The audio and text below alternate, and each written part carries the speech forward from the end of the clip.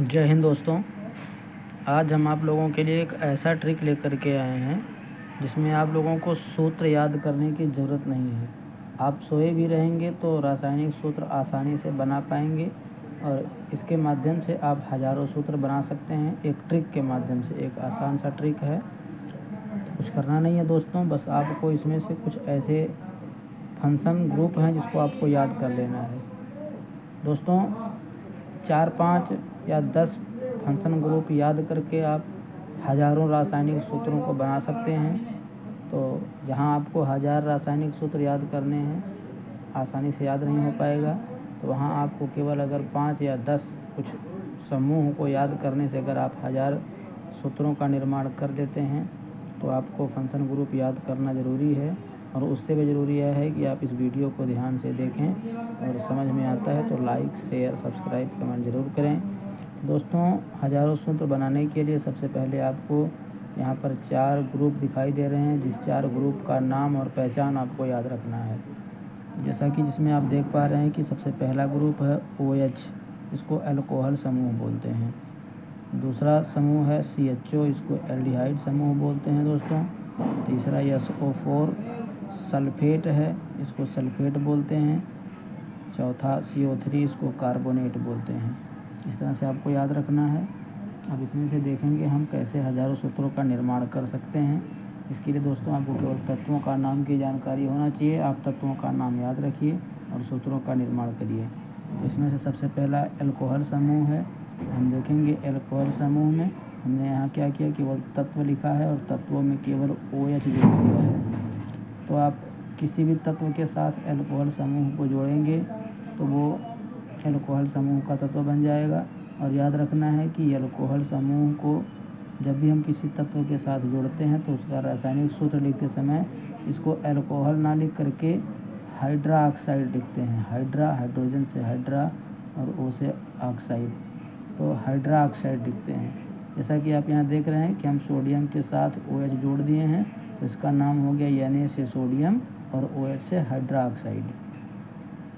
तो इस अल्कोहल को आप हाइड्रा ऑक्साइड भी बोल सकते हैं, बोल नहीं सकते। सूत्र के निर्माण के लिए हाइड्रा ऑक्साइड ही लिखना है, तो इसलिए NaOH, तो इसका नाम हो गया sodium hydra oxide. Mg magnesium है, OH है MgOH, यहाँ पर Mg2OH भी हो सकता है। ठीक, तो Mg2OH मतलब कि मैग्नीशियम और OH का वही पुराना नाम होगा अपना हाइड्रा ऑक्साइड, तो यहाँ लिख सकते हैं मैग्नीशियम हाइड्रा ऑक्साइड।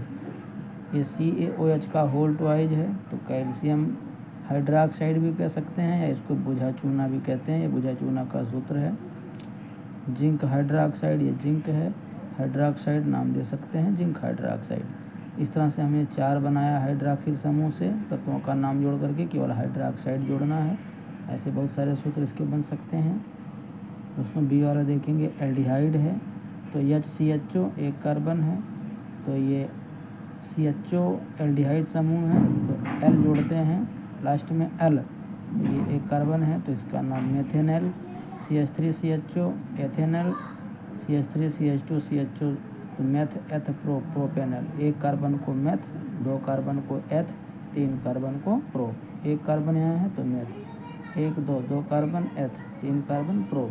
बाकी CHO जो है इसके लिए हमने L जोड़ दिया है।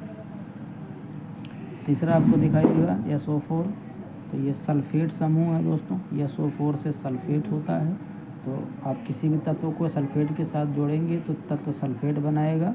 जैसा कि आप देख रहे हैं सोडियम को सल्फेट के साथ जोड़ा गया तो सोडियम सल्फेट बनाया। एल्युमिनियम को सल्फेट के साथ जोड़ा गया तो एल्युमिनियम सल्फेट बनाएगा, एल्युमिना सल्फेट भी हो सकता है।